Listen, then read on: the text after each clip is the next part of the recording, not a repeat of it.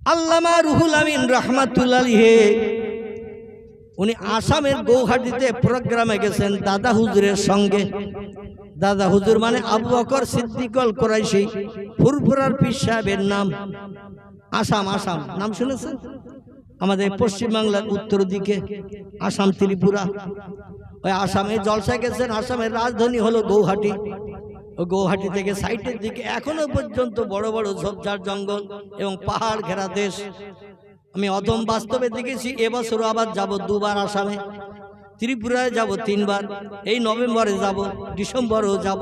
যাই হোক, আমি যেটা দেখেছি বাস্তব তথ্য আপনাদের কাছে দিচ্ছি।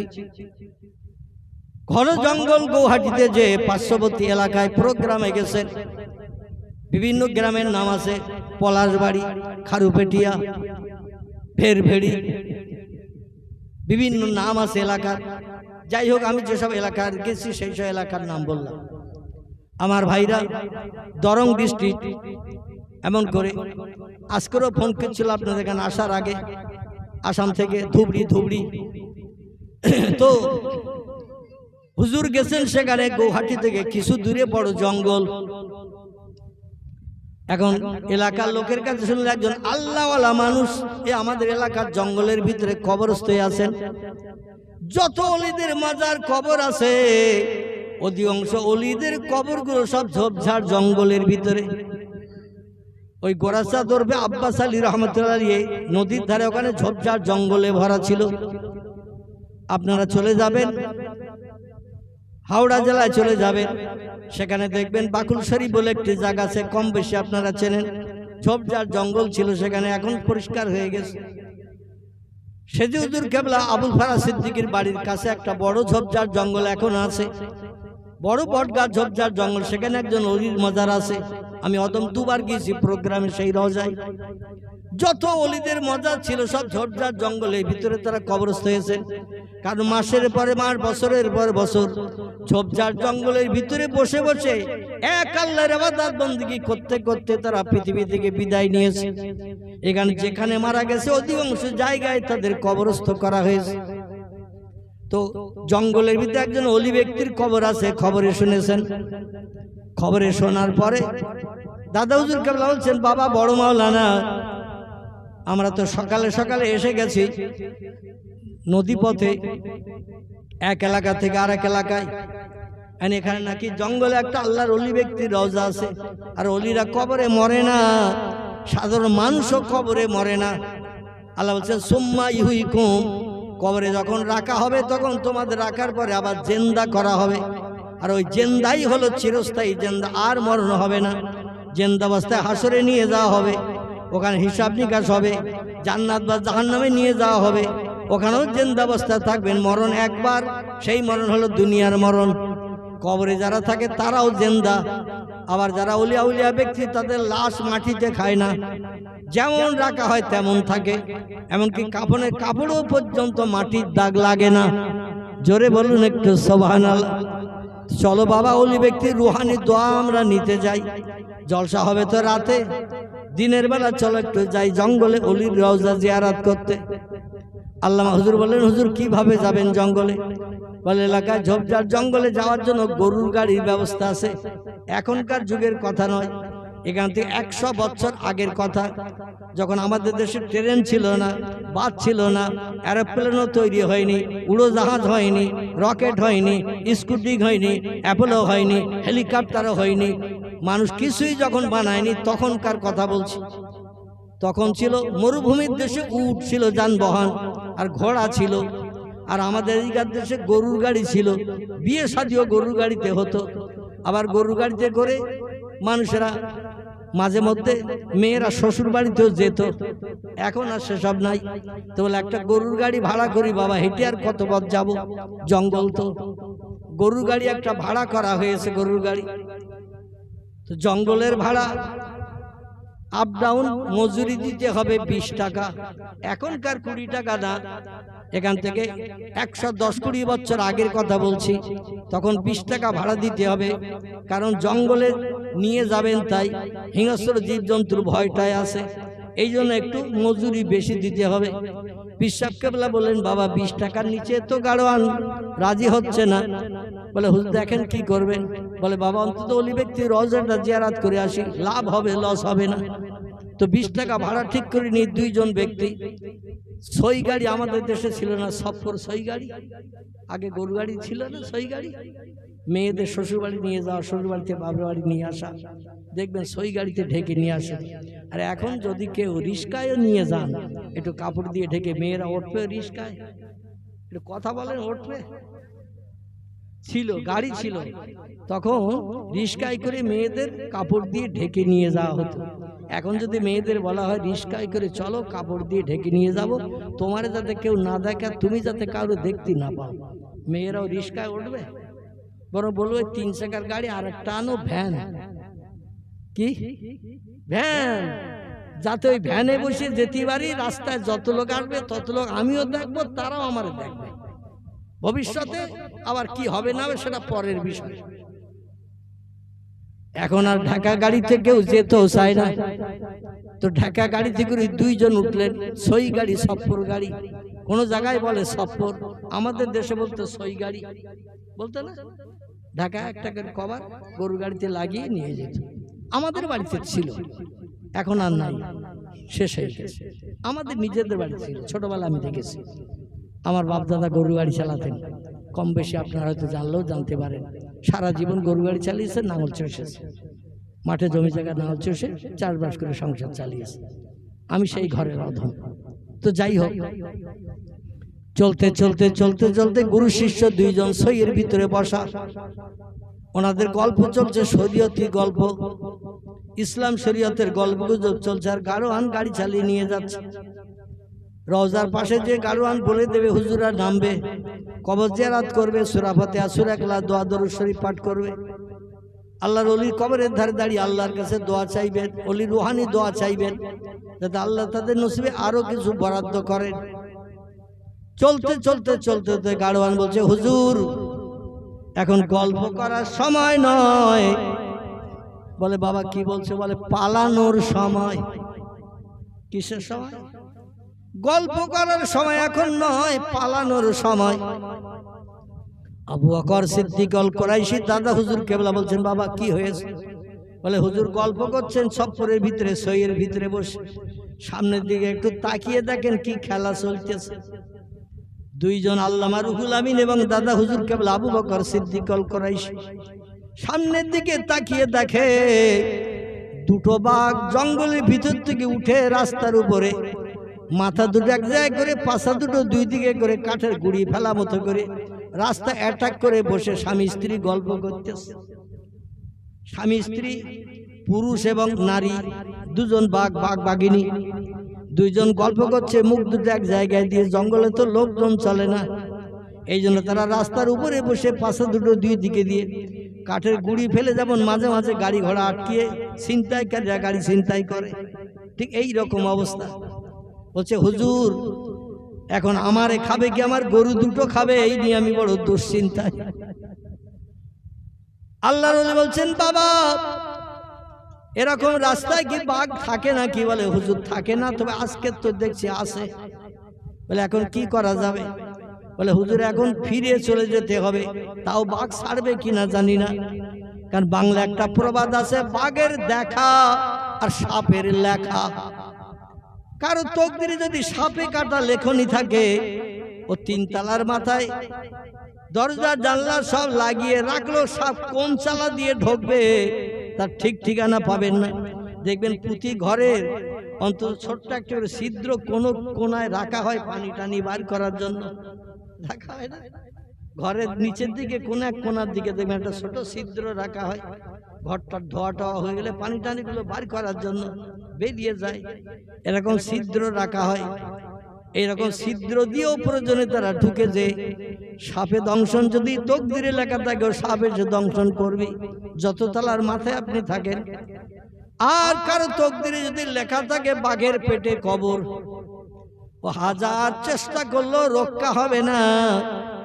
পাড়ার লোক যাচ্ছে জঙ্গল দেখতে, আপনার ইচ্ছা ছিল না, জঙ্গল দেখার কথাও শোনেনি, হঠাৎ শুনেছেন 4 দোকানে বলছে অমুক অমুক যাচ্ছে, তুই যাবি নাকি? বলে পয়সা করি নেই। বলে আমি ধার দেবান, চল, পরে আমার শোধ করে দিস। ওর পয়সা নেই, যাবে না, কিন্তু একজন বন্ধু বলছে আমি ধার দেবান, পরে শোধ করিস। তুই যদি দিস তাহলে আমি যাবান, আমার একটা টিকিট করিস। আসলে ও তকদিরে বাগরে খাবে, এই জন্য লোকের কাছ থেকে টাকা ধার করে নিয়েও চলে যাচ্ছে জঙ্গল দেখতে। মাঝে মাঝে জঙ্গলে মধু ভাঙতে যায়, গোল কাটতে যায়। সবাইকে মধু আর গোল কেটে বাড়ি ফিরতে পারে? মাঝে মধ্যে গোল কাটতে যেয়ে, মধু ভাঙতে যেয়ে জনম জনম বাঘের পেটে কবর হয়ে যায়। কারণ বাঘ যদি একবার কোনো ব্যক্তির দিকে মহব্বতের নজরে তাকায়, আমি সেই খোদার কসম খেয়ে বললেও অত্যুক্তি হবে না, বাঘ যদি একবার কারো দিকে মহব্বতের নজরে তাকায়, একটু জীবনের শখ মেটানোর জন্য, মানুষের গোশত খাওয়ার জন্য, মানুষের মাংস খাওয়ার জন্য 50টা লোক যদি তারে ঘেরাও করে রাখে, বাঘ অন্য কারো ধরবে না, ও যারে নজর করে তাকিয়েছে তারই ধরবে। এটা হলো বাঘের গুড হ্যাবিট বলেন আর ব্যাড হ্যাবিট বলেন। ওর ভালো অভ্যাস আর খারাপ অভ্যাস বলেন, যারে পছন্দ করবে তারই ধরবে, অন্য কারো ধরবে না। নদীতে যখন সাঁতার দিয়ে এপার থেকে ওপারে যায়, এপার থেকে নিরিখ করে ওই গাছটার ওখানে যেই উঠবো, ওই নিরিখ করে যায়। এখন স্রোতের ঢেউ, তরঙ্গের ঢেউ, স্রোত যদি খুব দ্রুত হয়, মাঝে মাঝে ও সাঁতার কেটে যাচ্ছে, স্রোতের ঠেলে নিয়ে গেছে কিনারার কাছে কাছে, যেয়ে দেখে সে গাছটা তো ওই অনেক দূরে, আমি তো এসেছি অনেক পিছনে, ও আবার ফিরে চলে যাবে ডাঙায়। ডাঙার কাছাকাছি গেছে, উঠবে না ডাঙায়, ও আবার ফিরে যাবে সেই পূর্বের জায়গায়, যে আবারও ওখান থেকে আবার নতুন করে রওনা দেওয়া শুরু করবে। এটা হলো ওদের নিশানা। নিশানা ভর ওরা চলে, নিশানা ছাড়া চলে না। এখন হুজুর বলছেন, দাদা হুজুরকে বলছেন, বাবা এখন কি করবে বলো? বলে হুজুর এখন ফিরে যাওয়া ছাড়া কোনো উপায় নাই। বলে কত পথ এসেছো বাবা? বলে 3 ভাগের 2 ভাগ এসেছি, 1 ভাগ বাকি। বলে তাহলে তো আমরা জঙ্গলের সে অলি রওজার কাছাকাছি এসে গেছি। বলে হ্যাঁ। তাহলে 3 ভাগের 2 ভাগ পথ আসলাম, 1 ভাগ বাকি, এখন ফিরে যাবো বাবা? বলে যদি ফিরে যাবেন না, তোমার গরু দুটো খাওয়াবেন, আর গরু দুটো খেয়ে যদি ওরা এখনো কিছু খাওয়ার চিন্তা ভাবনা নেয়, শেষ পর্যন্ত আমারে খাবে কিনা তা কেরা জানে। আপনার তো সইয়ের ভিতরে আছেন, আপনাদের দেখতে পাইনি বাঘ, আর আমি সামনে বসে গাড়ি চালাচ্ছি, গরু চালাচ্ছি, বাঘ তো আমার দিকে নজর করে তাকাচ্ছে। 2টো বাঘ, আর 2টো এসে যদি হালুম করে আমার ওপরে গরুর গাড়িতে এসে পড়ে, আমারে ছিঁড়ে টুকরো টুকরো করে খেয়ে হ্যাঁ হাড্ডি কোন দিকে ফেলবে তার তো ঠিক ঠিকানা নাই।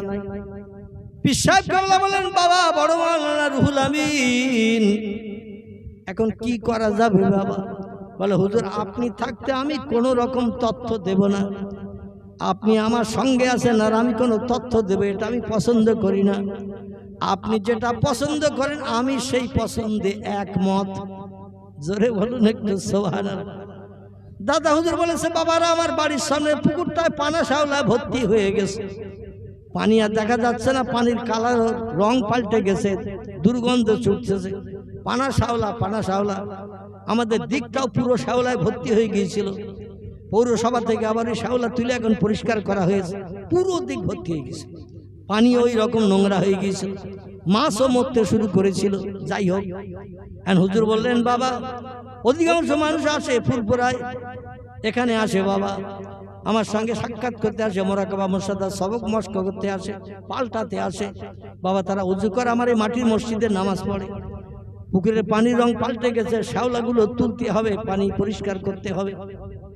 এখন মুরিদ মোতাকের যারা ছিল সব ঝপঝপ করে গামছা টামছা পরে লুঙ্গি বের করে নেমে গেছে পুকুরে। আল্লামা রুহুল আমিনও সেই সঙ্গে নেমে গেছে পুকুরের পানিতে।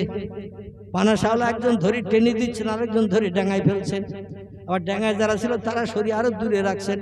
ঘাট আলগা করতে হবে, লোকজনের নামাজ জায়গা করতে হবে। দেখতে দেখতে অনেক মুরিদ তো শ্যাওলা সব তোলা হয়ে গেছে। পুকুরটা খুব বেশি বড় নয়, 1.5 বিঘার মতো হবে কম বেশি, আমি আন্দাজে বলছি, আপনারা ফুরফুরায় গেলেও দেখতে পাবেন। দাদুর কেবলার রওজা মোবারকের এই পাশে পুকুরটা আছে, দরবারের একেবারে গায়ে। 1.5 বিঘের একটু কম হবে, ছাড়া বেশি হবে না। এই পুকুরটার পানা শাওলাগুলো অনেক মুরিদান সব তুলে দিয়েছে।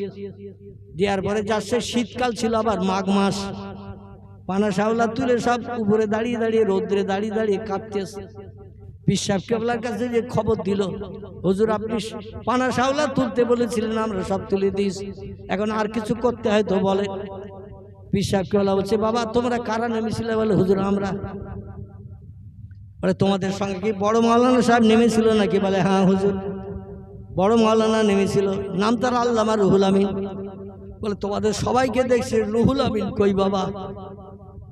বলছে হুজুর উনি এখনো সে শীতের পানি, মাঘ মাসে শীতের পানি, এখন কমসমান পানিতে চুপ করে দাঁড়িয়ে রয়েছে। বলে বল মাওলানা তাড়াতাড়ি ডাকো বাবা। এখন পীর সাহেবের কাছ থেকে লোক দিয়ে আল্লামা রুহুল আমিনকে ডাক দিয়েছেন, হুজুর ডাকতেছে। আল্লামা রুহুল আমিন রাহমাতুল্লাহ আলাইহি তখন পানির থেকে উঠে দাদা হুজুরের কাছে গেছেন। বলছে বাবা পানা শাওলা পরিষ্কার হয়েছে কখন? বলে হুজুর অনেক আগে। বলে লোকজন তোমার সঙ্গে আর কেউ পুকুরে ছিল? বলে না হুজুর। বলতে সবাই উঠে এসেছে, তুমি ওঠে নাও কেন বাবা? বলছে হুজুর আপনি নামতে বলেছিলেন শাওলা তুলতে, আপনি তো ওঠার কথা বলেননি, এই জন্য আমি আপনার হুকুমের খেলাফ হয়ে যাবে ডাঙায় উঠলে সব মুরিদানদের মতো, এই জন্য আমি শীতকালের পানি হলেও আমি পুকুরে দাঁড়িয়েছিলাম। দাদু কেবলা বলেন, পীর সাহেবের কথার মর্যাদা তুমি এত বেশি দাও, আমার আরো অনেক মুরিদান আছে তাদের এমন মর্যাদা দেখিনি। আল্লাহ তোমারে তাড়াতাড়ি অতি আপন বানিয়ে নিক। জোরে বলুন একটু সুবহানাল্লাহ। ওলি ব্যক্তিরা যদি দোয়া করে, ওলিদের দোয়া আল্লাহ বিদ্যুতের মতো কবুল করে থাকেন। নবীরা যখন দোয়া করে, নবীদের দোয়া আল্লাহ বিদ্যুতের মতো যেমন কবুল করেন, ওলিদের দোয়া আল্লাহ বিদ্যুতের মতো কবুল করেন। আমি কত বড় ওলি শোনেন, আমার ওলির কথা বলি। আমি 40 বছরের মতো একটা গ্রামে ইমামতি করি। গ্রামটির নাম হলো খিদিরপুর, তালপুকুর বাজারের পাশে খিদিরপুর গ্রাম। 40 বছর মসজিদে ইমামতি করি। আমাদের গ্রামেও ইমাম আছে, পাশে যত মসজিদ আছে ইমাম আছে। আচ্ছা জুমার দিন অধিকাংশ মানুষ মসজিদে নামাজ পড়তে যায় না? যায় না? জুমার দিন যায় তো নাকি? তো মসজিদে জুমার নামাজ পড়ে হাদিস শরীফে নবী বলছেন, ইমাম সাহেব মেহরাবের ভিতরে ঢোকা থেকে নিয়ে উঠে আসা পর্যন্ত, মেহরাব ছেড়ে আসা পর্যন্ত আল্লাহর কাছে যেটা চায় আল্লাহ সেটা দিয়ে বান্দাদের মুখে হাসি ফুটায়। জোরে বলুন সুবহানাল্লাহ। আচ্ছা নবীর কথা সত্য না মিথ্যা? নবীর কথা সত্য। নাসাই শরীফ, তিরমিজি শরীফের হাদিসে লেখকেরা লিপিবদ্ধ করেছে, জুমার দিন আল জুমাতু আগের রুন আল জুমাতু আজহেরুন। জুমার দিন খুশির দিন, জুমার দিন শান্তির দিন, জুমার দিন দোয়া কবুলের দিন। আর পয়গম্বর বলছেন জুমার দিন মেহরাবের ভিতরে ইমাম ঢোকা থেকে নিয়ে বেরিয়ে আসা পর্যন্ত যা চাইবে আল্লাহ সেই দোয়া কবুল করবে। আচ্ছা প্রতি জুমার দিন জুমার নামাজের পরে আমরা ইমামেরা দোয়া করি না? করি না? করি তো নাকি? আল্লাহ রোগ বেমারি দূর করুন, যাদের সংসারে অশান্তি চলছে অশান্তি দূর করুন, আল্লাহ যারা কঠিন বিপদের মাঝখানে আছে বিপদ থেকে নিষ্কৃতির ব্যবস্থা করুন, আল্লাহ যাদের ছেলে আছে মেয়ে নাই মেয়ে দান করুন, আল্লাহ যাদের মেয়ে আছে ছেলে নাই ওদের একটা সুসন্তান ছেলে দান করুন। এরকম দাবি অনেকে জুমার দিন ইমাম সাহেবের কাছে গিয়ে বলে না? বলে না? অনেক কিছু বলে, হুজুর একটু আমার জন্য দোয়া করে দেবেন। তো এই দোয়া যখন ইমাম সাহেবরা করে, আচ্ছা এখন বর্তমান আমরা যারা ইমাম, আমার ইমামতি চলতেছে 40 বছরের মতো। আমাদের মসজিদের ইমাম সাহেব আছে হাসানুজ্জামান সাহেব, হাফেজ মাওলানা, তারা ইমামতি অন্তত 18-20 বছরের মতন চলতেছে। যাই হোক আরো বিভিন্ন মসজিদের ইমাম আছে। এখন এই জুমার দিন দোয়া করলে দোয়া কবুল হয় বলে মনে হয়? একটু কথা বলতে হয়। দোয়া করলে দোয়া কবুল হয় বলে মনে হয়? যার যে সমস্যা সেই সমস্যাই রয়ে গেছে, সমস্যার সমাধান আর হয় না। কারণ আসলে আমরা ওলিদের মতো নবীদের মতো মানুষ হতে পারে নাই। ইমাম বলুন, আলেম বলুন, হাফেজ বলুন, কারি বলুন, মুফতি বলুন, কেউ আমরা ওলিদের মতো হতে পারিনি, নবীদের মতো আদর্শওয়ালা হতে পারিনি। যার কারণে শুধু দোয়া করতে হয়, না করলে মুসল্লিরা বিরক্ত হবে। এই জন্য আমরা দোয়া করি, আসলে যে দোয়া সেই দোয়াই রয়ে যায়, জীবনে সুখ শান্তি কিছুই মেটে না। তবে আমি আপনাদের নিজেদের বলছি, রাতের বেলা ঘুম হারাম করে বিবি বাচ্চার মায়া ছেড়ে তাহাজ্জুদের নামাজ দৈনন্দিন 6 রাকাত, মতান্তরে 4 রাকাত, যে যেমন পড়বেন একই নিয়মে পড়বেন, রাত্র 12টার পর থেকে নিয়ে ফজরের আজানের আগ পর্যন্ত। এর ভিতরে যে কোনো সময় আপনি এই নামাজ পড়তে পারেন। এই নামাজের নাম হলো তাহাজ্জুদ। কি নামাজ বললাম? তাহাজ্জুদ। এই নামাজ পড়ে আল্লাহর কাছে হাত তুলে দোয়া করবেন। তবে দোয়ার শর্ত হলো ফালিয়াদহাকু কালিলা ওয়ালিয়াবকু কাসীরা। আল্লাহ বলছেন শর্ত হলো দুটি। এই দুটি শর্ত মেনে যারা দোয়া করবে তাদের দোয়া কোনোদিন বিফল যাবে না। অবশ্যই তাদের দোয়া আমার দরবারে বিদ্যুতের মতো কবুল হবে। জোরে বলুন একটু সুবহানাল্লাহ। আচ্ছা, শর্ত দুটো বলবো না থাকবে? বলবো, বলতে হবে। একটি শর্ত হলো আল্লাহ বলছেন ফালিয়াদহাকু কালিলা, হাসি তামাশা একটু কম কম করে দুনিয়ায় করবে। ওয়ালিয়াবকু কাসীরা, কিছু যখন আমার কাছে চাইবে চোখের পানি একটু দু চোখের কোনা দিয়ে টপ টপ করে ফেলবে। কারণ আমি আল্লাহ চোখের পানি বড় ভালোবাসি, আমি বান্দা বান্দীদের হাসিটা পছন্দ করি না। এখন বর্তমান যুগের মুসলমান নারী পুরুষ আমাদের হাসি বেশি না কান্না বেশি? হাসি বেশি। আল্লাহ বলছেন আমি হাসি পছন্দ করি না, আমি বান্দা বান্দির চোখের পানি পছন্দ করি। এখন আমরা ইমাম যারা জুমার দিন নামাজ পড়তে দোয়া করি, 100-র ভিতরে 99 জন ইমামের চোখে কি পানি আসে? কথা বলেন, পানি আসে দোয়া করার সময়? একটু দেখে বলবেন। আমি ওই দলের ভিতরে 100-র ভিতরে 99 জন ইমামের চোখে কোনো পানি নাই। শুধু রব্বানা যালামনা আনফুসানা ওয়া ইল্লাম তাগফির লানা ওয়া তারহামনা লানাকুনান্না মিনাল খাসিরিন। মুসল্লি যারা কানে শুনছে বলছে আল্লাহুম্মা আমিন। আল্লাহ বলছেন সারা জীবন যদি এইভাবে দোয়া চাও, আদমকে যখন 350 বছর আমি আল্লাহ পাক তার দোয়া কবুল করিনি, তোমাদেরও দোয়া কবুল হবে না। আমার কাছে দোয়া কবুল হতে গেলে কাঁদতে হবে, কাঁদতে হবে, চোখের পানি ফেলতে হবে। এখন সরকার দিচ্ছে 3000, কমিটি দিচ্ছে 6000 7000, মোটামুটি হয়ে যাচ্ছে 10000। তারপর বিভিন্ন তাবিজ কবজ দিতে থাকে, তা অমুক তমুক। আমি আলাদা না, কিন্তু আমি ওই দলের ভিতরের লোক। ইমামতি করলে মোটামুটি আল্লাহ সংসারটা ভালো চালিয়ে দেয়। কান্নার আবার দরকার কি?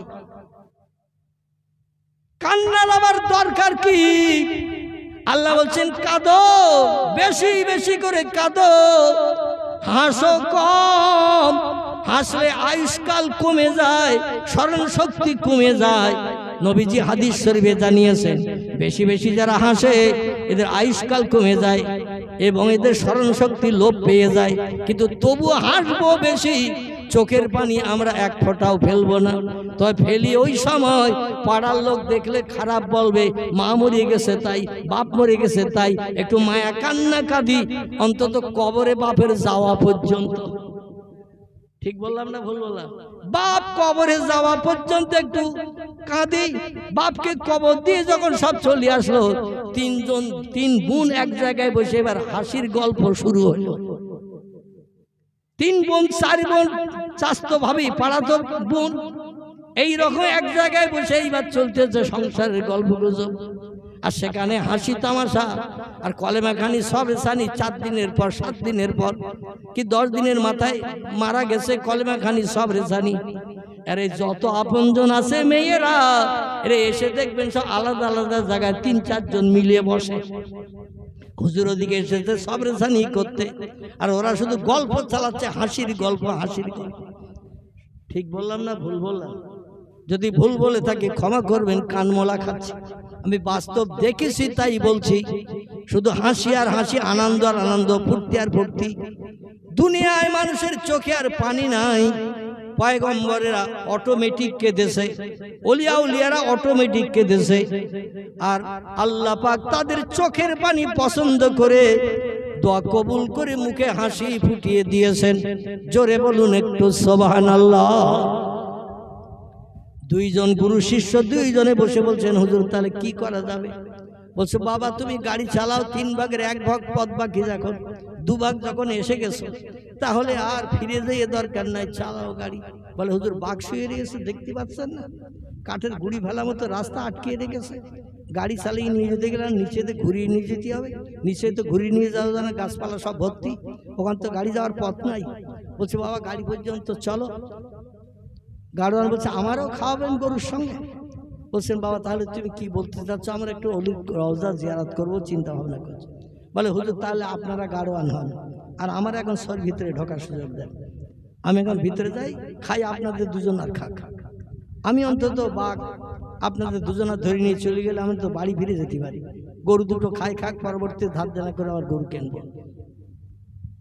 তো দাদা হুজুর পীরকেবলা বলছেন বাবা বড় মাওলানা আমি তো গরু গাড়ি টাড়ি চালাতে জানি না, এখন আমাদের গাড়ি চালাতে বলছে তো কি করা যাবে?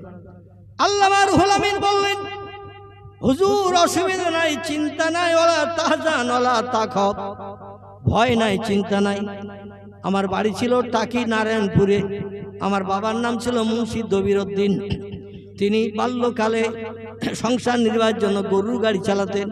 তাকে জমিদার বাবুদের গরুর গাড়িতে করে মাল বসিরহাট থেকে নিয়ে ওদের বাড়িতে পৌঁছে দিতেন, তাকে জমিদারদের। আমার বাবার সঙ্গে আমি বহুবার গরুর গাড়িতে করে বসিরহাটে এসেছি, মাল নিয়ে আবার জমিদারদের বাড়ি পৌঁছে দিয়েছি। গরুর গাড়ি চালানো অভ্যাস আমার আছে হুজুর। শুধু তাই না, খেজুর গাছে উঠে রস পাড়ার অভ্যাস আমার আছে। জোরে বলুন একটু সবার। যে কোনো লোকেরে ওই খেজুর গাছে যে শীতকালে রস হয় না, এক কলসি রস যে কোনো লোকের উঠে পারতে বললে পারতে পারবে? যে গাছে উঠতে জানে না ও কোনোদিন উঠতে চাবে না, কারণ শরীর কখন পাবো আর এক কলসি রস নিয়ে পাড়া সম্ভব? আল্লামা হুজুর বললেন আমার খেজুর গাছের মাথায় উঠে কলসি ভরা রস পাড়ারও অভ্যাস আছে, গরিবের সন্তান আমি। বলে বাবা তাহলে কি বলতে চাইছো? বলে হুজুর আপনি যদি গাড়ি চালানোর অভ্যাস আপনার না থাকে আপনার যেতে হবে না, আর আমি আপনার যেতেও দেব না। আমার গরু গাড়ি চালানোর অভ্যাস আছে হুজুর, আমি যাচ্ছি। গাড়োয়ান ডেকে বলে এ আসামের গাড়োয়ান, গৌহাটির গাড়োয়ান, তুমি ভিতরে সফরের ভিতরে শরীর ভিতরে ঢুকে যাও, এবার গাড়ির গাড়োয়ান হব আমি। আল্লামা হুজুর গরু দুটো দড়ি ধরে নিলেন এক হাতে, পাছন টানিল এক হাতে, নিয়ে বলছে এ চতুষ্পদ জন্তু গরু, এই গাড়িতে কে আছো তোমরা কি জানো? এই গাড়িতে আমার মুর্শিদ কেবলা পীর সাহেব কেবলা রয়েছে। আমি তার মনোবাঞ্ছা পূর্ণের জন্য জঙ্গলের অলি ব্যক্তির কবরের ধারে নিয়ে যেতে চাচ্ছি, তাড়াতাড়ি করে রাস্তা এগিয়ে চলো। গরু দুটো বাঘের দিকে তাকিয়ে দুপা এগোতে এক পা পিছয়, কারণ গরু জানে আমাদেরও বাঘ খায়, বাঘ আমাদেরও খায়, ওরা দুপা পিছচ্ছে তো এক পা এগোয়। আল্লামা হুজুর বললেন এ জঙ্গলের বাঘ, তোদের থাকার জায়গা হলো জঙ্গলের ঝোপের ভিতরে, রাস্তার উপরে এসে কেন রাস্তা অ্যাটাক করে রেখেছিস? আমার মুর্শিদ কেবলা যাবে জঙ্গলে অলির কবর জিয়ারত করতে, বেয়াদবি করিস না। মুর্শিদ কেবলার ইজ্জতের খাতিরে জঙ্গলের রাস্তা ছাড়। জোরে বলুন একটু সুবহানাল্লাহ। ইমামতি করছি আমি 40 বছর মসজিদে, আরো অনেকে করছে 30 বছর, 35 বছর, 10 বছর, 20 বছর। আচ্ছা আমরা যদি এই ইমামেরা বলি যে একটু রাস্তা ছাড়, বাঘ শুনবে? শুনবে না? বাঘ বলবে একটু কাছের কাছে এসো, রাস্তা ছাড়ি কি তোমার ধরি, চিন্তা ভাবনা তখন করব। মানে বাঘ বাউন্ডারির ভিতরে যে একবার কাউরে দেখে ওরে ছাড়বে না, খাবে খাবে। কিন্তু আল্লাহর আপন যারা হয়ে গেছে, দুনিয়ার কোন হিংস্র জীব জন্তু তাদের একটা পশমের ক্ষতি করে নাই। জোরে বলুন একটু সুবহানাল্লাহ। আল্লামা রুহুল আমিন শুধু একটু টেলিফোন করে দিলেন গাড়িতে বসে, আমার পীর সাহেব কেবলা গাড়িতে আছে, রাস্তা ক্লিয়ার কর, অলির রওজা জিয়ারতে যাব। বাঘ দুটো মুখোমুখি ছিল, কি যেন ওরা বলা খাওয়া করে নিল। আল্লাহর তরফ থেকে ইলহাম এসে গেল ওদের কাছে, আমার প্রেমিক বান্দার মর্যাদা নষ্ট করিস না, তাড়াতাড়ি রাস্তা ক্লিয়ার কর, উদ্দেশ্য সফল কর। দুটো বাঘ আল্লাহর হুকুম শুনে সঙ্গে সঙ্গে রাস্তায় নেমে গেল। এখন বাঘ আল্লাহর হুকুম শোনে না, শোনে না। কোরআনে সূরা ইয়াসিনে আল্লাহ বলছেন ওয়াইন মিন শাইইন ইল্লা ইউসাব্বিহু বিহামদিহি, যত সৃষ্টি ও মানুষ তোমরা চোখে দেখতে পাও, যত সৃষ্টি চোখে দেখতে পাও না, সব সৃষ্টি আমি আল্লাহ আমার হুকুম তামিল করে, আমার নামের জপ জিকির করে, আমার হুকুমের খেলাফ কোনো সৃষ্টি করে না। কেবল একটা সৃষ্টি আমার হুকুমের খেলাফ করে, আমারে নেয় না। তারা কারা বলুন তো? আলহামদুলিল্লাহ, একজন ব্যক্তি এই ধার থেকে তথ্য দিয়েছে, তথ্যটা সঠিক। পৃথিবীতে হাজার হাজার সৃষ্টি, আল্লাহ পাঠিয়েছিলেন 18,000 দুনিয়ার সৌন্দর্য শ্রীবৃদ্ধির জন্য। এর থেকে বাড়তে বাড়তে এখন 1.5 লক্ষের মতো হয়ে গেছে। কোন সৃষ্টি আল্লাহর হুকুমের খেলাফ বর্তমান 21 শতাব্দীর যুগ পর্যন্ত করে না। কেবল একটা সৃষ্টি আল্লাহর নেয় না, আল্লাহর মানে না, যারা হলো পৃথিবীতে সব সৃষ্টির সেরা। এরা কারা? এরা হলো মানুষ। মানুষ শুধু আল্লাহর নেয় না। যদি বলেন হুজুর আপনি কিভাবে বললেন, আমি এইভাবেই আপনাদের তথ্য দিচ্ছি। আল্লাহরে যারা নেবে অবশ্যই মুয়াজ্জিন আজান শুনলে তারা বাড়ি থাকলে মসজিদে যাবে না, যাবে না। রমজান মাসে তারা রোজা রাখবে না, রাখবে না। সময় হাতে পেলে সকাল সন্ধ্যা কোরআন তেলাওয়াত করবে না, করবে না। রাস্তাঘাটে পথে চললে মোবাইলে গান শুনবে না, সুবহানাল্লাহ আলহামদুলিল্লাহ জিকির করতে করতে যাবে। যারা আল্লাহরে নেয় আল্লাহ তাদের বিপদে সাহায্যের হাত বাড়িয়ে দেয়। জোরে বলুন একটু সুবহানাল্লাহ। যেই বলেছেন বাঘ দুটো নিচে নেমে গেল। আল্লামা হুজুর গরু দুটো চালিয়ে নিয়ে গেলেন। গাড়োয়ান পিছনে বসে বসে সব দৃশ্য দেখছে। ওলি ব্যক্তি রওজার পাশে গেল, সংক্ষেপ কথা, ওলি ব্যক্তি রওজার কাছে গেল। পুরুষেশ্ব গরু গাড়ি থেকে নেমে গেলেন, যে কোরআনের কিছু সূরা পাঠ করলেন, নবীজির মহব্বতে দোয়া দরুদ শরীফ পাঠ করলেন, কিছু জিকির আজকার করলেন, করে আল্লাহর কাছে হাত তুলে দোয়া করলেন কিবলামুখী হয়ে। দোয়া করা হয়ে যাওয়ার পরে এবার ওনারা গরুর গাড়িতে উঠলেন। গাড়োয়ানকে ডেকে বলা হলো, গাড়োয়ান এখানে তো বাঘ নাই, গাড়ি চালাও। গাড়োয়ান বলে, আমারে পাগল ধারণা করবেন না, ওই যে দূরে বাঘ রেখে এসেছেন, আর এখন আমি গাড়ির গাড়োয়ানগিরি করব। আপনারা গাড়ি চালিয়েছেন, আপনারা গাড়ি চালান, ভাড়া দেবেন না দেবেন সেটা পরের বিষয়, অন্তত আমার বাড়ি পর্যন্ত গরুর গাড়িটা পৌঁছে দেন। ফিরে আসার পথে সেই বাঘ যেখানে ছিল সেখানে ফিরে এসে তাকে বাঘ দুটো আবার পূর্বের মতো একই রকম বসে আছে, মুখ দুটো এক জায়গায়, পাশে দুই জায়গায়। গাড়ি আবার ফিরে আসবে এটা বাঘ দুটো জানে না। আবার ফিরে এসেছেন রওজা জিয়ারাত করে। বাঘেরা মনে করলো বোধহয় চলে যাচ্ছে আর ফেরবে না, সেই রাস্তায় পূর্বের মতো বসা। যেই কাছের কাছে এসেছে আল্লামা রুহুল আমিন ডেকে বললেন, বাঘ রে, রাতের বেলা জলসা হবে, হাজার হাজার মানুষ আসবে, আমার মুর্শিদ কেবলার মুখের বক্তব্য শুনবে, রাস্তা আটকে রাখলে হবে না, সন্ধ্যার ঘন ঘটা নেমে গেছে, তাড়াতাড়ি রাস্তা ক্লিয়ার কর। যেই বলেছেন বাঘ দুটো আবার পূর্বের মতো নেমে যেয়ে রাস্তা ক্লিয়ার করে দিল।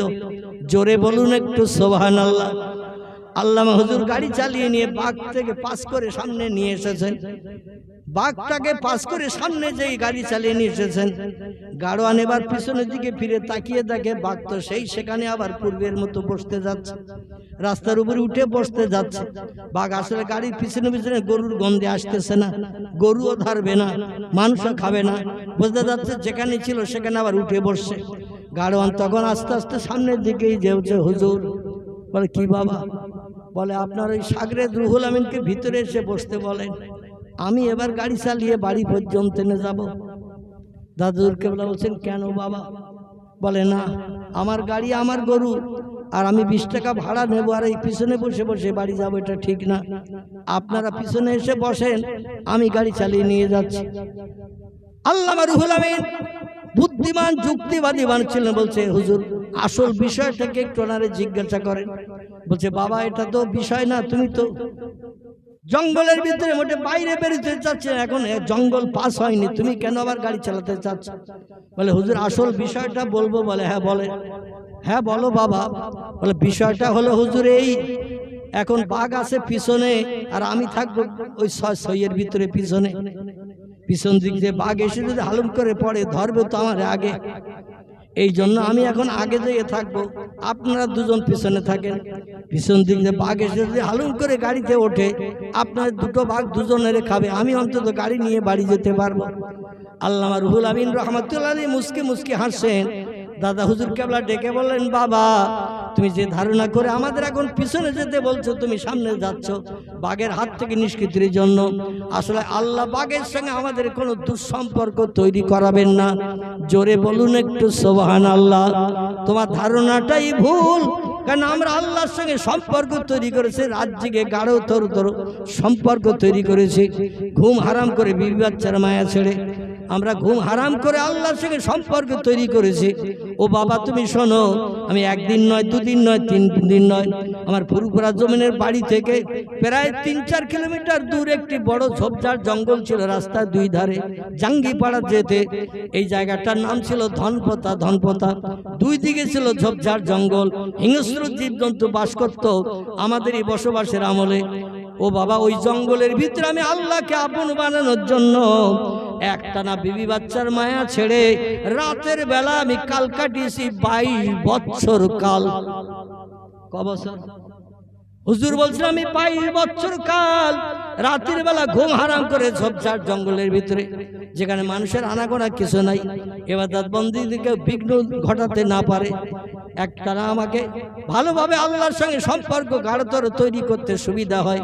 আমি 22 বছর কাল একটানা ওই ধনপতার ঝোপের ভিতরে রাতের বেলা আমি ইবাদত বন্দেগী করেছি। একটা কোন হিংস্র জন্তু আমার পাশে এসে গুংরানের আওয়াজ পর্যন্ত দেয় নাই। জোরে বলুন একটু সুবহানাল্লাহ, নারায়ে তাকবীর। তাহলে আল্লাহর পয়গম্বরেরা আল্লাহর আপন হয়েছিল, ওলিরা আল্লাহর আপন হয়েছিল। এখন আমরা যদি চেষ্টা চালাই, আমরা কি পয়গম্বর হতে পারবো? কেউ একটু কথা বলতে হবে সেটা। আমরা যদি চেষ্টা চালাই ইবাদত বন্দেগী করে, আমরা কেউ পয়গম্বর হতে পারবো? নবী হতে পারবো? নবীর খাতা শেষ হয়ে গেছে 1450 বছর আগে। তবে কিয়ামত পর্যন্ত চেষ্টা করলে আল্লাহর ওলি হওয়া যাবে, যাবে কি না? কিয়ামত পর্যন্ত চেষ্টা করলে আল্লাহর ওলি হওয়া যাবে। আল্লাহ পাক আগামীতে আমাদের 5 ওয়াক্ত ফরজ নামাজ, রমজান মাসের রোজা এবং হালাল হারামকে বেছে এই পৃথিবীতে একটু রাত জেগে ইবাদত বন্দেগী বেশি বেশি করিয়ে ওলিদের তবকার মানুষ বানার তৌফিক আল্লাহ আমাদের যেন দান করেন। সকলে বলুন আমিন, সকলে বলুন আমিন। সুদের ব্যবসা করবেন না, মদ খাবেন না, মদের ব্যবসা করবেন না, মিথ্যা কথা বলবেন না, চুরি ডাকাতি ছিনতাই করবেন না, চরিত্র নষ্ট করবেন না, গরিব এতিমের হক ফাঁকি দিয়ে খাবেন না। যদি এই সমস্ত কাজগুলো করেন, অবশ্যই ফামাইয়া আমাল মিসকালা যাররাতিন খায়রা ইয়ারা ওমাইয়া আমাল মিসকালা যাররাতিন শাররা ইয়ারা। শস্য দানা পরিমাণ খারাপ কাজ করলে তার প্রতিদান হিসাব হাসরের মাঠে আপনাকে পেতেই হবে, রেহাই নাই। এই জন্য আল্লাহ আমাদের ব্রেন মগজে যে জ্ঞান দান করেছেন, এই জ্ঞান মোতাবেক কোরআনের আদর্শ, পয়গম্বরের চরিত্র মেনে মরণের দিন পর্যন্ত আমরা চলতে পারি। এ তৌফিক আল্লাহ আমাদের সকলকে যেন দান করেন। সকলে বলুন আমিন। আসুন একটু উঠে আমরা সকলে দাঁড়াই, প্রিয় নবীর দরবারে একটু সোনার মদিনায় একটু সালাম পাঠিয়ে নেই। ইয়া নবী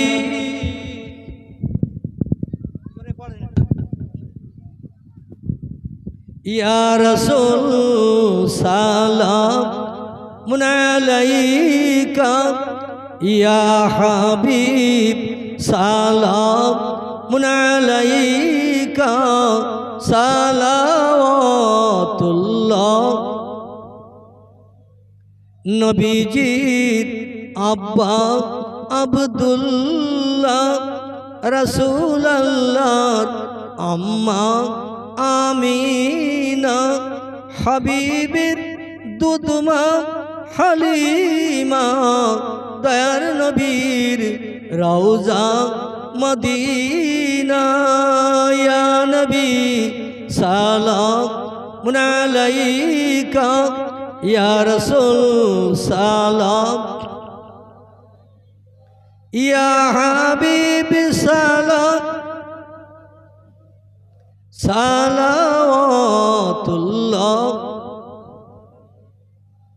बागे इब्राहिम के गुलहिन मलाइक जिसके बुलबुल आप हैं जाते तवक्कुल सलावतुल्लाह अलैका या नबी सलाम अलैका या रसूल सलाम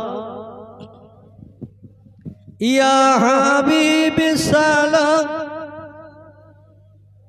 सलावतुल्लाह।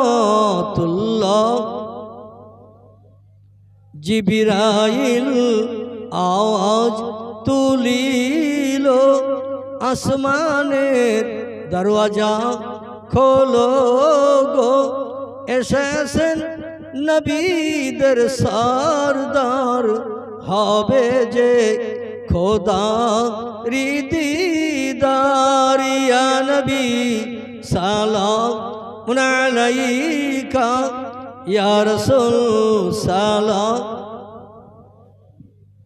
ইয়া হাবিবি সালাম আলাইকা, সালাওয়াতুল্লাহ আলাইকা। সকলে বসে বলে ইয়া রাব্বি সাল্লাল্লাহু আলাইহি ওয়াসাল্লাম আলা নবিকা জয় রব মেরে দরুদ সালাম বরগুজিদা নবী पर अपने मदाम बलगल उला बे कमालिही कशफत दुजा बे जमालिही हसनत जमीउ खिसालिही सल्लु अलैहि व आलिही। দোয়া হবে, কেউ ওঠাউঠি করবেন না। আচ্ছা ভাই, লম্বা সময় ধরে আমি আপনাদের কাছে ভিক্ষুকের মতো হাত পাতব না। বিশ্বনবীর স্মরণে গত বছরও হয়েছিল, আমি দোয়া করার আগে আপনাদের কাছে হাত পেতেছিলাম।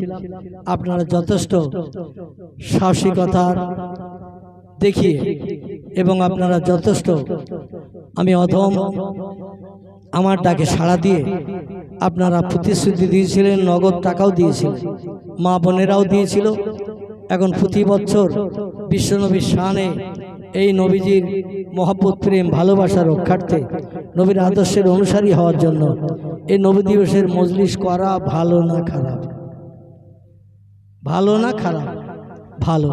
ভালো যদি হয়, নবীজির শাফাত ছাড়া কোনো ব্যক্তি জান্নাতে ঢুকতে পারবে না, এটাও তথ্য এসেছে। আল্লাহর পয়গম্বর ছাড়া এই উম্মতে মুহাম্মাদি কেউ জান্নাতে নিয়ে যেতে পারবে না। নবীজি অনুমতি দিলে জান্নাতে ঢোকার পারমিশন হবে। সেই নবীজির সঙ্গে আমরা একটু গাঢ়তর সম্পর্ক রক্ষার জন্য আগামী বছর আবার আমরা এই দ্বীন শরীয়তের মজলিস কায়েম করে মৃত আপনজনদের আত্মার কল্যাণের মাগফিরাতের মজলিস এবং বিশ্বনবীর শানে নবীজির জীবন আদর্শের কিছু সিরাতের আলোচনা শুনে সে মতো আমরা আমাদের জীবন আদর্শ তৈরি করতে পারি, গঠন করতে পারি। এই তৌফিক আল্লাহ যেন দান করেন।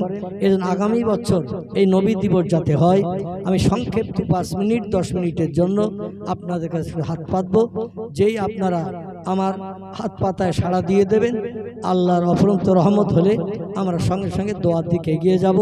যুবকেরা নিশ্চয়ই তাবারুকের ব্যবস্থা করেছেন, তাবারুকের শরীক না হয়ে কেউ যেন চলে যাবেন না। সকলে বলুন আমিন। প্রথম আপনারা বলুন কে চাল 1 বস্তা দেবেন? এখন তো বস্তার 100 কেজির নয়, 25 কেজির বস্তা হয়েছে নাকি? মানুষের শক্তি ক্ষমতা যত কম হচ্ছে, বস্তার ওজনও তত কম হয়ে আসতেছে, ঠিক কি না? আগামীতে মানুষের শক্তি ক্ষমতা আরও যখন হ্রাস হবে, ও 25 কেজির জায়গায় হয়তো 20 কেজি 15 কেজির বস্তা হয়ে আসবে। মানে যত দিন যাচ্ছে মাল ছোট হচ্ছে, ঠিক কি না? অনেক ফল আকারে কিন্তু আগের থেকে অনেক ছোট হয়ে এসেছে। এই জন্য 25 কেজির বস্তা, 1 বস্তা চাল আপনারা কে দেবেন প্রথমে একটু আমি দেখতে চাইছি। একটু উচ্চভাবে আওয়াজ তুলুন। ইবলিস শয়তানের মুখে চুনকালি পড়ুক। শয়তান চাইবে এই ভালো কাজ না হোক, শয়তান চাইবে এই ভালো কাজে কেউ দান না করুক। এই জন্য সকল ব্যক্তির মনের ভিতরে শয়তান কুমন্ত্রণা দেবে, ধোঁকা দেবে। এই জন্য শয়তানকে এই মজলিস থেকে অন্তত 10-20 মিনিটের মধ্যে আমরা একটু তাড়াবো। তিরমিজি শরীফের হাদিস, শয়তানকে দূর করতে গেলে তাকবীর ধ্বনির আওয়াজ তুলতে হবে। আল্লাহু আকবার ধ্বনির আওয়াজ যত দূর যাবে, শয়তান তার ভেতরে আর থাকবে না, ওর গায়ে বিষ লাগা মতো হবে। জোরে বলুন সুবহানাল্লাহ। তাহলে আওয়াজটা একটু আস্তে দেবেন বলে মনে হয় তো নাকি? আল্লাহর নামের আওয়াজ একটু আস্তে দেবেন বলে মনে হয়, জোরে দেবেন। আচ্ছা, তাহলে রেজাউল, আমার রেজাউল ভাই, তিনি প্রথম 1 বস্তা চালের প্রতিশ্রুতি দিলেন। আমি একটু তাকবীর ধ্বনি আপনাদের কণ্ঠ থেকে তুলে রেজাউল ভাইয়ের নামে আমি আল্লাহর দরবারে একটু স্বীকৃতি দেব।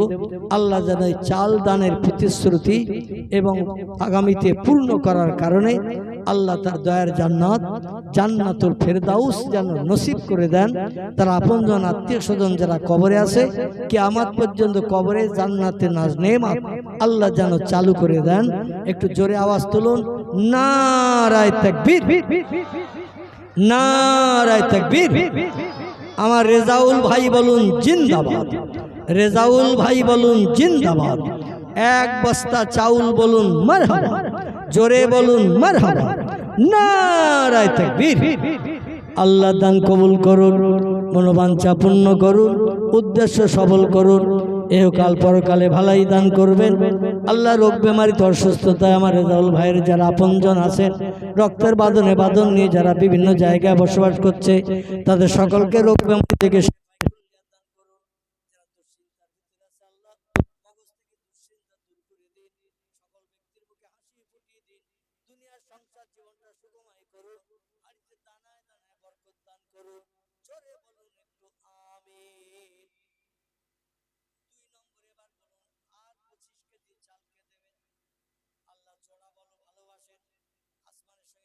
জোড়া করেছেন, রাতের সঙ্গে দিনের জোড়া করেছেন আল্লাহ পাক।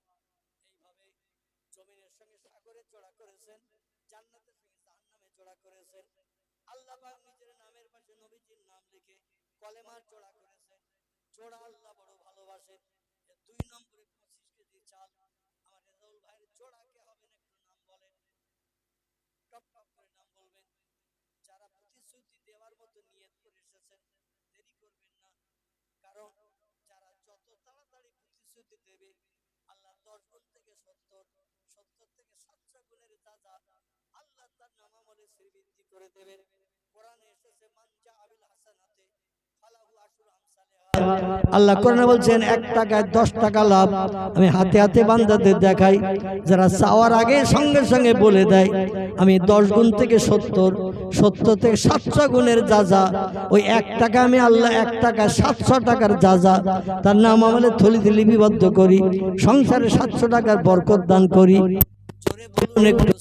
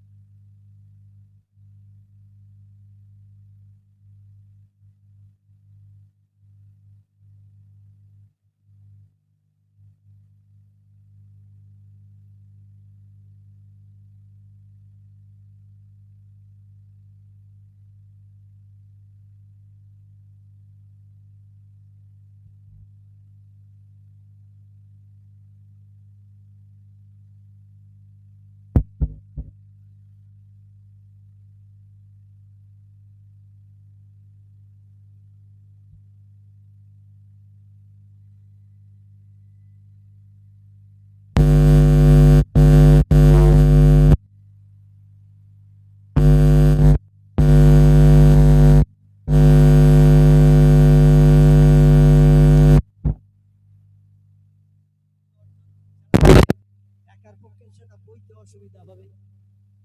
500 কেজি মাল একজনের মাথায় চাপাতে গেলে সে দিতে চাইবে না, কারণ অত ভার বইতে পারবে না। কিন্তু যদি 20 জনের মাথায় চাপিয়ে দেন তারা বলে খুব বেশি হবে না, চালিয়ে নিয়ে যেতে পারবো। এই জন্য 10 কেজি করে গোশ লিখে দেবেন। একটু বলেন 10 কেজি একজন হবে না, এই এলাকার ভিতরে একজন হবে না 10 কেজি? গরিব এতিমের বাচ্চারা খাবে, সবাই ভক্ষণ করবে, গরিব এতিমেরা খাবে। আল্লাহ নবী বলছেন এতিম আমার ভাই, এতিম যারা ভালোবাসে, এতিমদের যারা খাবার দাবার দেয়, পোশাক পরিচ্ছদ দেয়, আসরের মাঠে ধনীদের 40 বছর আগে ওই এতিমেরা জান্নাত হালাল বানাবে। জোরে বলুন একটু সুবহানাল্লাহ। আর এতিমেরা যখন জান্নাতে যাবে, তাদের অভিভাবক তাদের মাল ভক্ষণ করে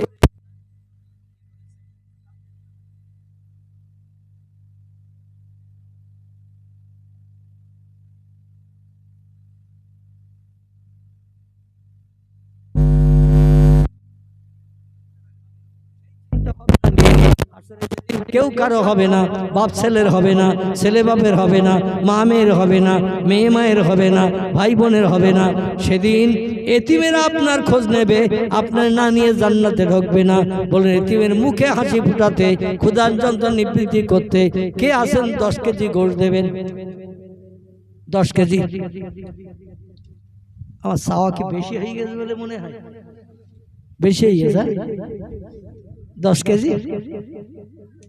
আচ্ছা যদি বেশি হয়ে যায় 5 কেজি করে বলেন। 5 কেজি, 5 কেজি।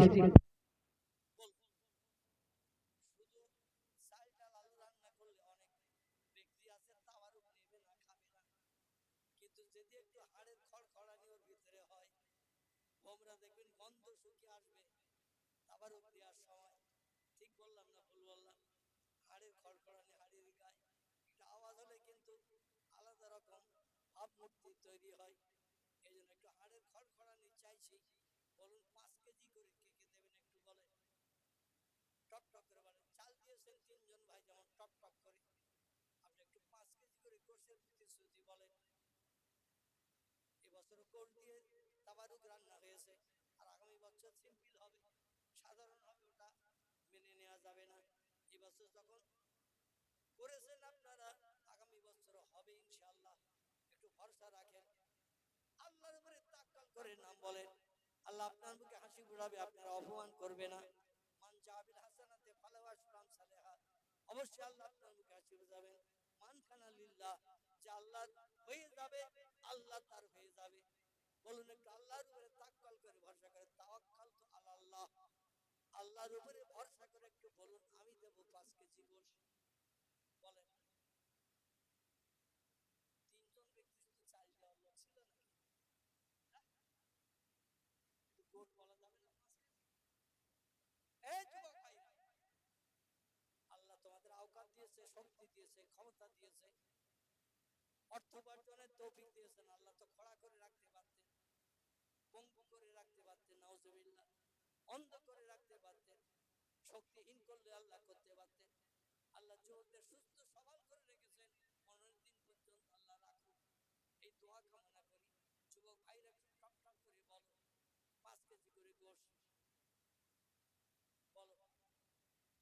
একজন একটু তাড়াতাড়ি খাতা খোলেন। নারায়ে তাকবীর, নারায়ে তাকবীর। আমার রবিউল ইসলাম ভাই বলুন জিন্দাবাদ, একটু জোরে বলেন না জিন্দাবাদ। রবিউল 5 কেজি গোশত দেবেন, এই বেঁচে থাকতে কি ভুল হয়? এই মরে যাক বললে আরো গোশত দেবে? তাহলে বেঁচে থাকলে দেবে তো নাকি? তাহলে একটু জোরে বলেন জিন্দাবাদ। 5 কেজি গোশত দেবেন, বলুন মারহাবা, জোরে বলুন মারহাবা। আল্লাহ তার দান কবুল করুন। মনোবাঞ্ছা পূর্ণ।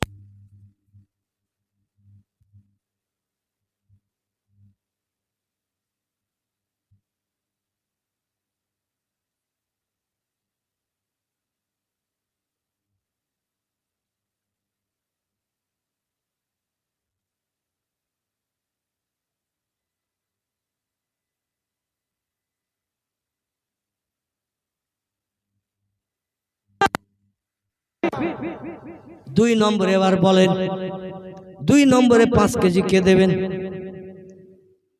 বলেন? খাতা খুলে দিল একজন, গাড়ি একটা আগে চললে পিছনে গাড়ি যেতে সুবিধা পায়, ঠিক না ভুল? একটা গাড়ি আগে চললে পিছনে গাড়িগুলো যেতে সুবিধা পায়। একজন আগে গেলে তার পিছনে অনেকে যেতে সুবিধা, ও যখন যাচ্ছে আমার যেতে অসুবিধা নেই।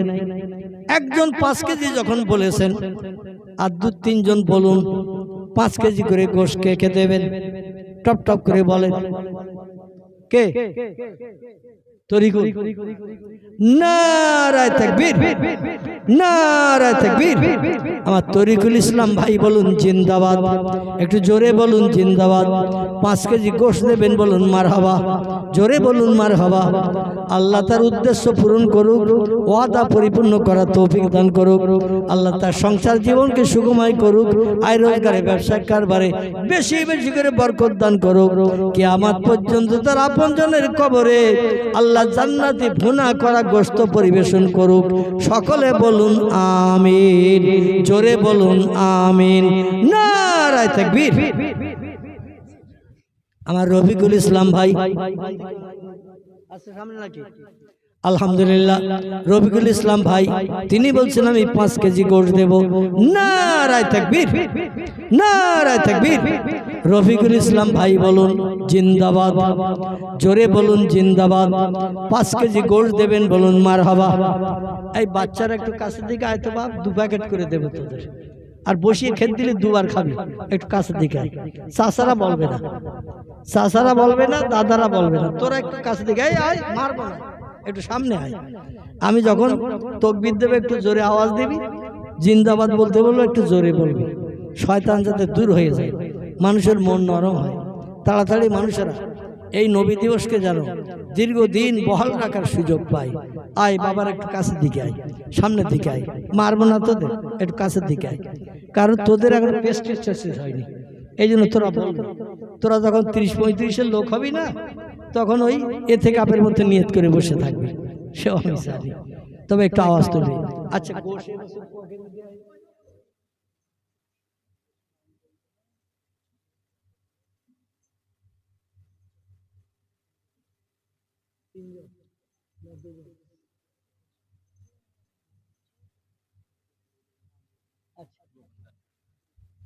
একজন ব্যক্তি তিনি নাম প্রকাশ করতে চাচ্ছেন না, তবে গোপন দানটা বড় দান।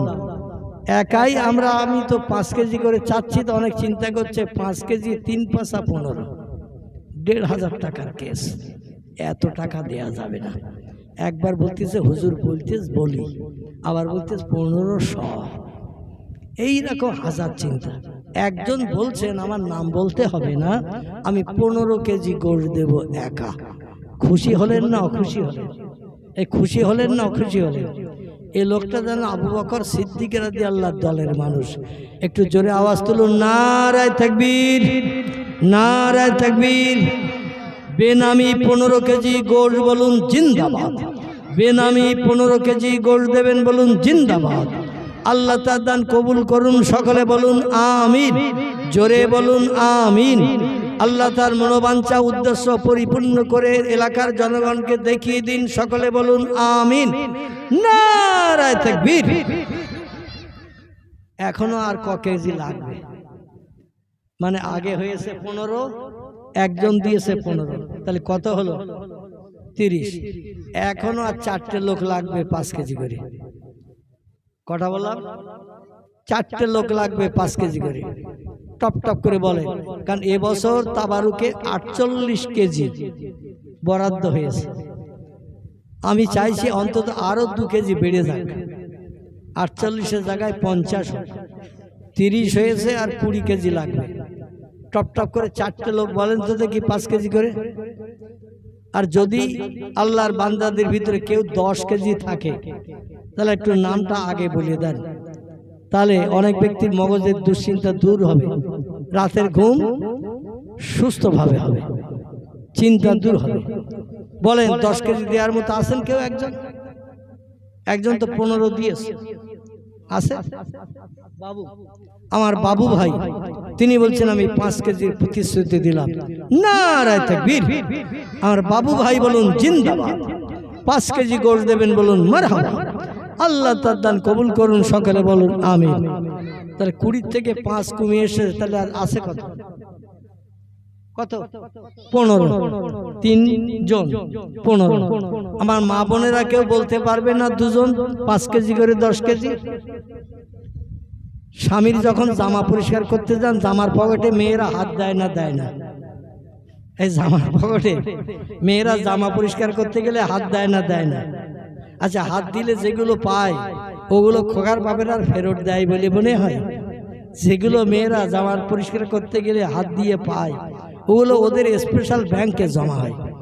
এই রকম ব্যাংকে জমা হওয়া আমার দুজন মাকে বলতে পারবেন 5 কেজি করে গোশত দেবো ইনশাল্লাহ আগামী বছরের তাবারুকের জন্য? দুজন মা খুব খুশি হবে, আমি আনন্দ প্রকাশ করব যদি দুজন মা বলতে পারেন। অন্যথায় 3 জন আপনারা ছেলেদের ভিতরে 3 জন বলেন, তাহলে আচ্ছাই ভাই বলেন। 3 জন বলেন আচ্ছাই ভাই বলুন, টপ টপ করে বলেন। সামনের দিক থেকে বা মাঝখানের দিক থেকে 3 জন বলেন। 5 কেজি করে 3 জন। আর মা বোনেদের ভিতর থেকে যদি আসে হযরত ফাতেমার দলের মানুষ, মায়েশাতুল হুমায়রার দলের মানুষ, উম্মে সালমার দলের মানুষ, উম্মে হাবিবার দলের মানুষ, জায়নাবে জাহাসের দলের মানুষ, জায়নাবে খোজাইমার দলের মানুষ, হযরত মাইমুনার দলের মানুষ, এমন করে মারিয়ার দলের মানুষ, জাওয়ারিয়ার দলের মানুষ, নবীজির বিবিগণের নাম, এদের দলের মানুষ যদি কোনো মেয়েরা থাকে, মেয়েরাও দান করেছে ইসলামের জন্য, যুদ্ধের ময়দানে যেতে বহু দান করেছে মেয়েরা আল্লাহর জান্নাত হালাল বানানোর জন্য। এলাকার মায়েরা, আপনারা কি জান্নাতে যেতে চান না? হিসাব নিকাশ বিহীন দানি ব্যক্তিদের হিসাব নিকাশ করা হবে না, এরা বিনা হিসাবে জান্নাতে চলে যাবে ইসলামের মর্যাদা রক্ষার জন্য, নবীর মহব্বত রক্ষার জন্য। বলুন, যদি কোনো মেয়েরা খবর পাঠান, ভলেন্টিয়ার যুব কমিটি যারা আছেন তাদের মাধ্যম দিয়ে বলে খবর পাঠিয়ে দিন, একটু মহব্বতে কলেমার জিকির লা ইলাহা ইল্লাল্লাহ, লা ইলাহা ইল্লাল্লাহ, লা ইলাহা ইল্লাল্লাহ মুহাম্মাদুর রাসূলুল্লাহ।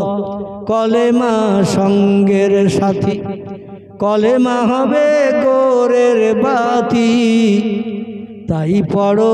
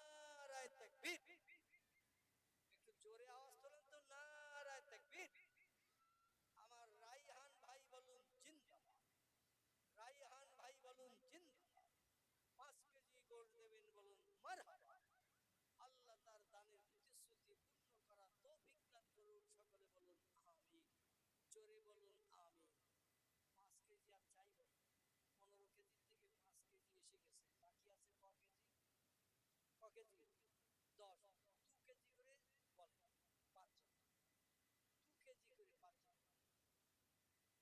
বোঝা কম করে কিনা। আমার রাকেশ ভাই তিনি প্রথম বললেন আমি 2 কেজি দেব। নারায়ে তাকবীর বলেন। আরেকজন বলেন 2 কেজি, 2 কেজি। 5 জন বলেন 2 কেজি, বেশি দিতে হবে, 2 কেজি দিলেই হয়ে যাবে ইনশাআল্লাহ। একজন হয়ে গেছে আর 4 জন। এতটা মানুষের ভিতরে 4টা লোকে না মারবেন। আমার মায়েরা 5 কেজি চেয়েছিলাম, আপনারা হয়তো চিন্তা করছিলেন। আমি মেয়েদেরও বলছি আপনারা 2 কেজি করে গোশত দেন, একটু নাম লিখে পাঠিয়ে দেন। 1 বছর সময়, সেই সামনের বছর আল্লাহ হায়াতে বাঁচিয়ে রাখলে জলসার আগে ছেলেরা যখন কালেকশন করবে তখন আপনি 2 কেজি গোশতের পয়সা দেবেন। যদি আপনার হাতে পয়সা না থাকে আমি অধম বলে যাচ্ছি দিতে হবে না, তবে আপনি 1 বছর চিন্তা ভাবনা রাখবেন আমি 2 কেজি গোশতের প্রতিশ্রুতি দিয়েছি। অবশ্যই আল্লাহ আপনার ইজ্জত নষ্ট করবেন, আপনার সম্মান ইজ্জত আল্লাহ নষ্ট করবেন না। অবশ্যই আপনার হাতে টাকা জোগাড় করে দেবেন, কারণ কোরআন সত্য, কোরআনের ওয়াদাও করলো আল্লাহ সত্য, ওয়াদা পূর্ণ করাবেন। জোরে বলুন আমিন। মা বোনেরা 2 কেজি করে দিতে পারবেন আপনারা? 4 জন মানুষ, ছেলেরা মেয়েরা মিলে 4 জন 2 কেজি হবে। 5 কেজি আর চাচ্ছি 2 কেজি হবে। আচ্ছা মেয়েরা সব ঘুমিয়ে পড়ে বলে মনে হয় নাকি? ঘুমিয়ে পড়েছো নাকি? তাবারুক দেওয়ার সময় ঝামেলা করে সব থেকে বেশি কারা? ছেলেরা মেয়েরা। তাবারুক দেওয়ার সময় বেশি ঝামেলা